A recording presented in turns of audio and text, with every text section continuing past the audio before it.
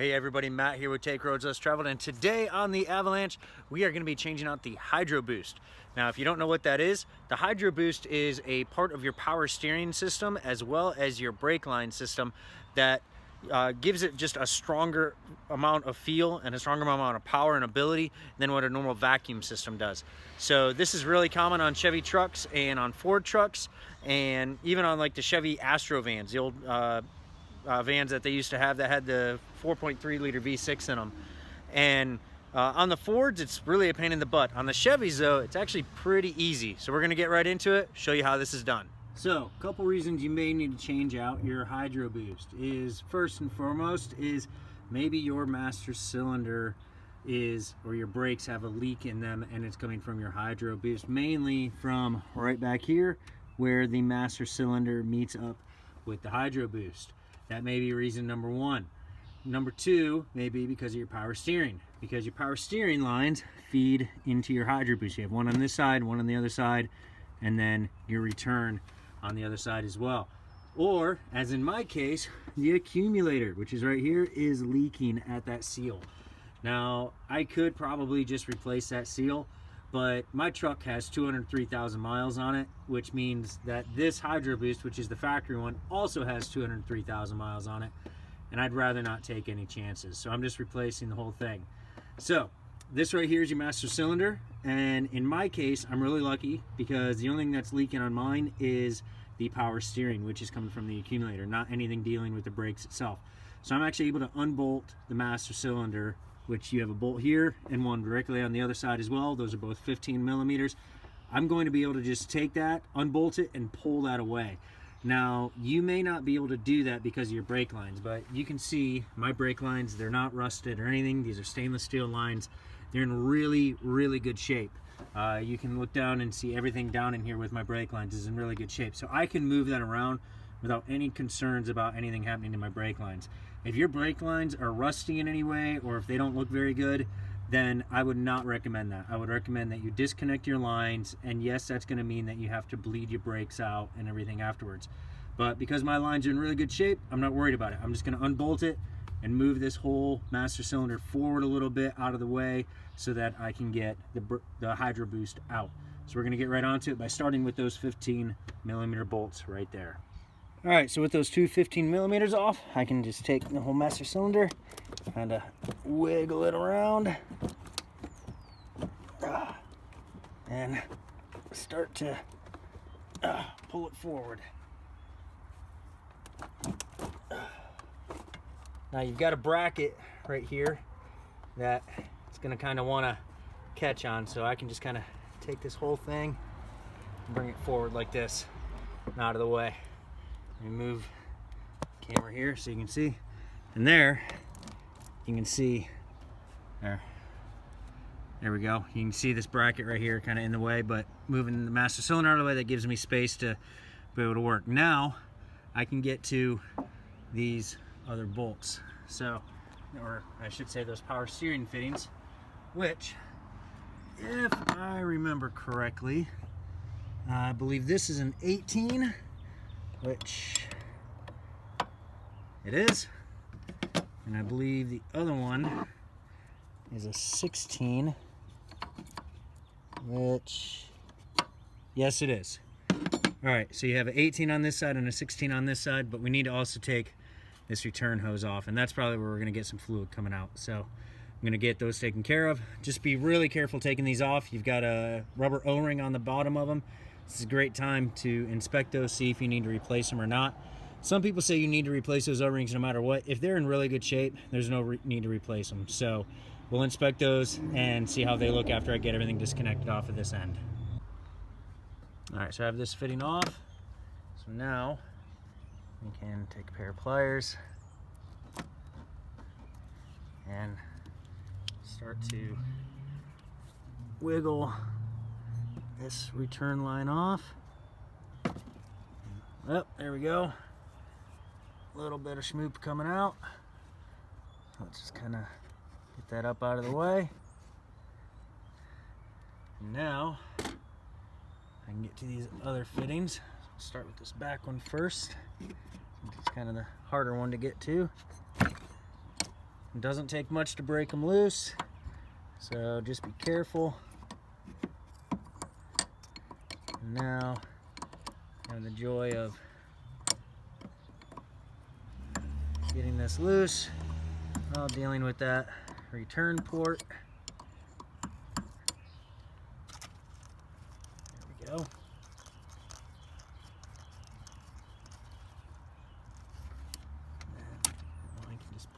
There we go, there we go. Schmoop it on out.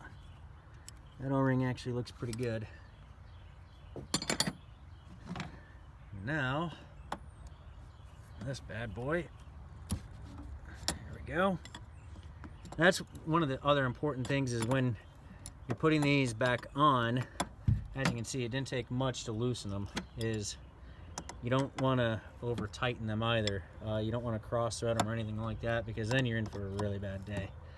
Now, yes, I am exposing air into my power steering system, so I am going to have to bleed the system out when everything's all done, but that's pretty easy. You just jack up the vehicle, the front end of the vehicle, get the wheels off the ground, and the main reason for that is so you don't flat spot your tires.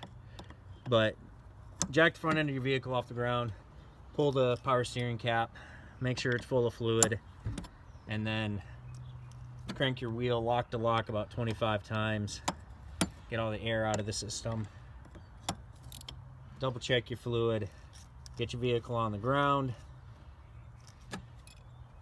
go lock to lock maybe another 3 times, and then from there you should be good to go. All right, let's get this one out. And a little piece of crud, but the O-ring itself, which is right here, actually looks pretty good. So we're just gonna kind of, it won't reach. So we're just gonna let that kind of sit down in that cloth and let that soak up. All right, that's all off. So now, get this out of the way. So now we have to go inside the vehicle to undo the cable, which is on the brake pedal. You can see the stud heads right here, down here, and then on both sides. You got to go inside the vehicle in order to get those loose and also disconnect the main sensor cable off of the brake pedal. And that's where the real fun begins. I'm not gonna have the camera in here while I do this because I need to have the space to be able to do it. You can actually see kind of right here, you can see where I've had fluid leaking in, coming actually out of the plunger right there. So that's where that cable connects onto your brake pedal, onto the sensor as well. And get in here. So you've got 4 bolts you've got to undo. You got one, sorry, I'm blocking your light. One right here. And you can see where that plunger rod is. See if I can move this right up here. You have a bolt on either side of them, and you have another bolt. Let me see here. Sorry, guys. You have another bolt right there. So you've got the 2 bottom ones there, and then the 2 top ones right up at that plunger. Now, the other thing is you also have on the brake pedal itself, you have a metal clip that is sitting right up here. I don't know if you guys can see that in the video or not, but you've got to take that metal retainer clip off in order to be able to get the sensor off and then to disconnect that plunger cable. And once you do that, you can get the whole unit out. I believe these are 15 millimeters, these 4 nuts that you have to take off.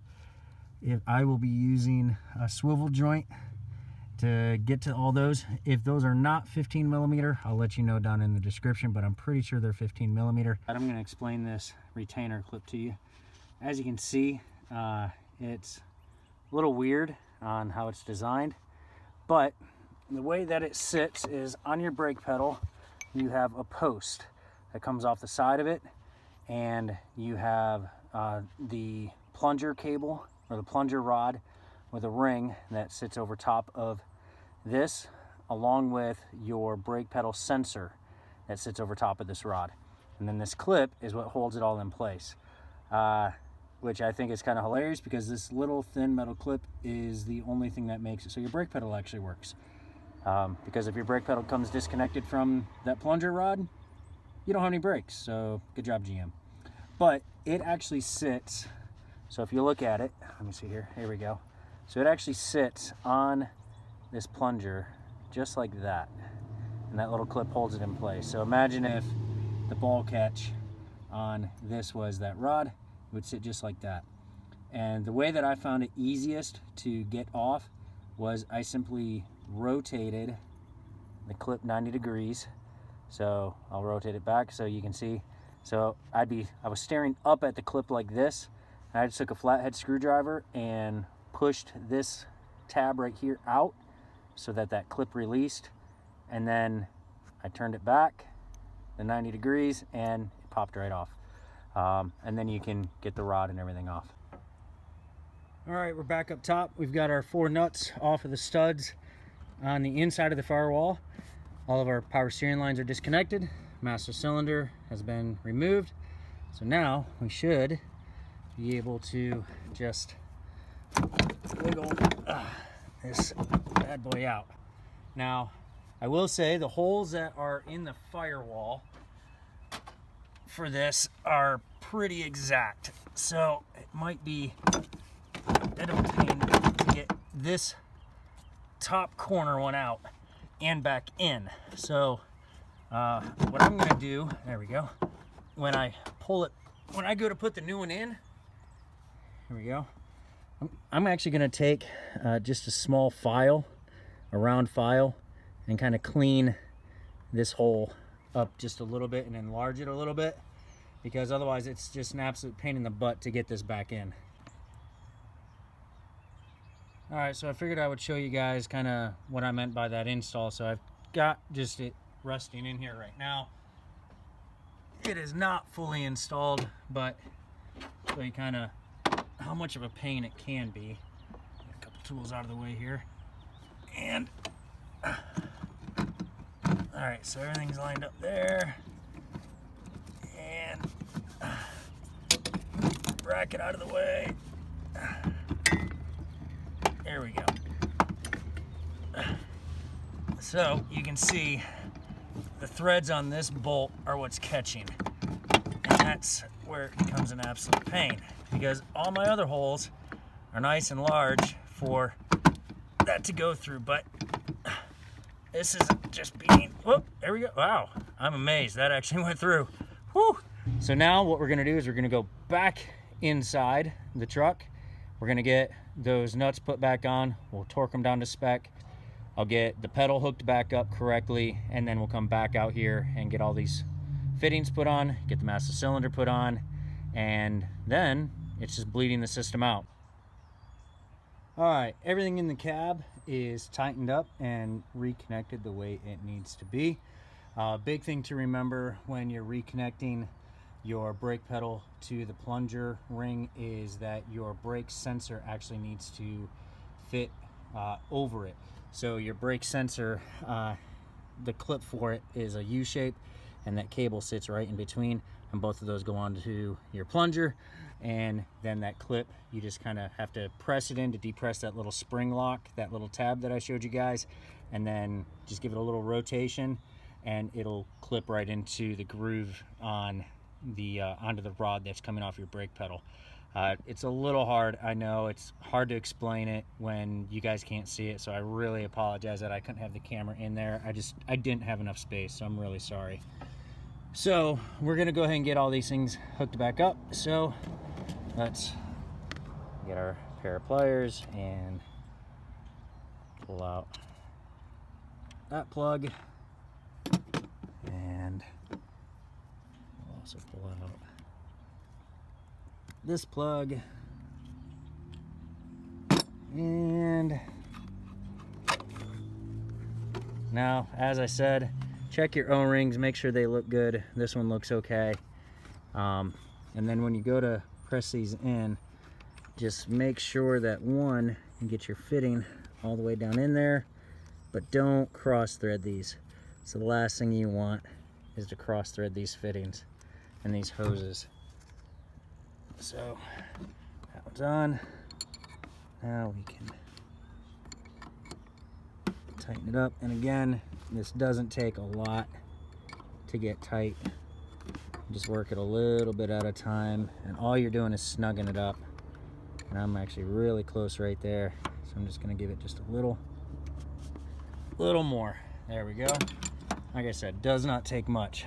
Again, that O-ring looked good. That's gonna come in. Now you can see right here, you've got these little pieces of rubber. That's designed to keep that line off of there. So let's make sure that line's in there well. Now put that in.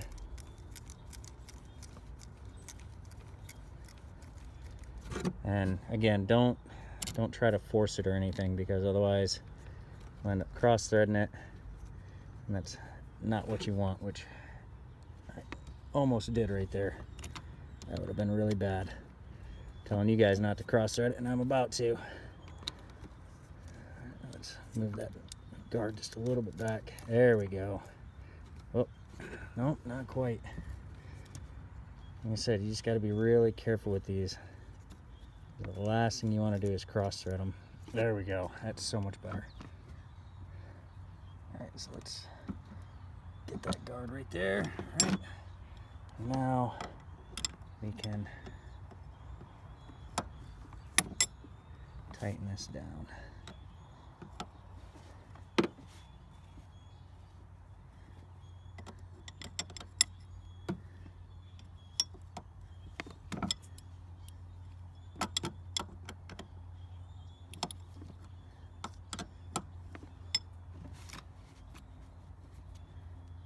Go.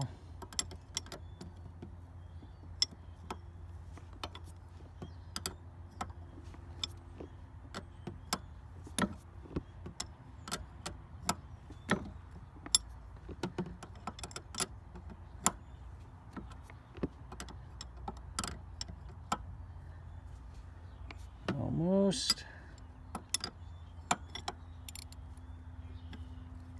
There we go. And there. All right, that one's on. Go ahead and pull that off, and let's get our return hose. Pop that on. Get our clamp back in place.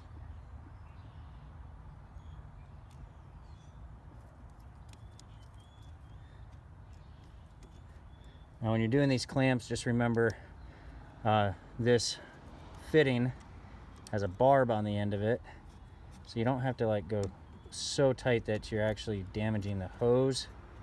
Just tight enough so that the pressure in the system isn't going to allow the hose to slip off past that barb. There we go.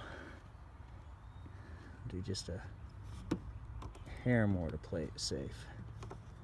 If I can get it to stay in the position I want, it'd be even better.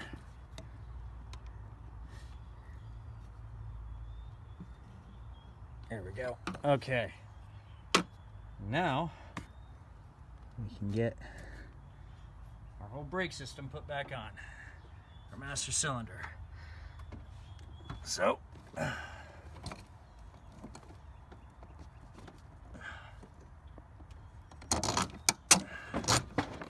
bracket. There goes my book with my torque specs, and bada bing, bada boom.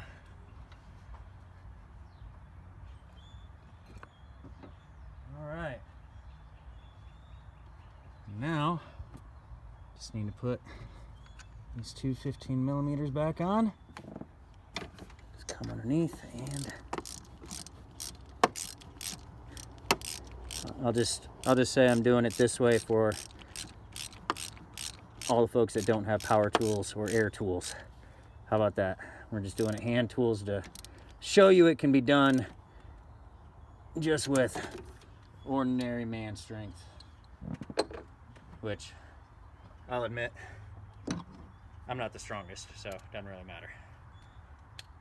All right, Set our torque wrench to 27 foot-pounds. Lock it in place.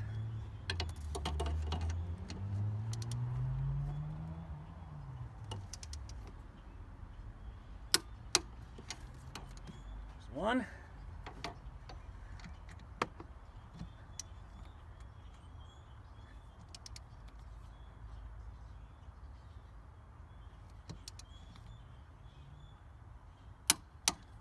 There's two.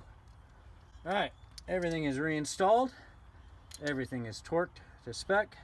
So now all we're going to do is check our power steering fluid level, since I know we lost some and we've been leaking some. And then going to take and clean all this up as well, get some brake cleaner in there and spray off all the gunk off that bracket so it's cleaned up. And then we will bleed the power steering system. Alright guys, after bleeding the system I was a little low, so I added some fluid. Now we're checking the Hydroboost for any leaks.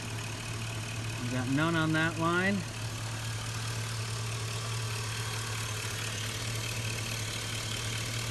None on that line, so that's good.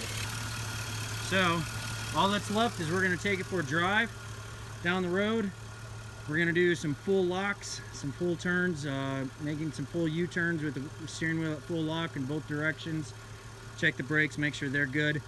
And that's it. That's how you change out the Hydroboost on these Chevy Avalanches and most of the other, and actually all the other GM trucks that have this Hydroboost system compared to the vacuum system. So hope this helps, and we'll catch you next time on The Roads Less Traveled.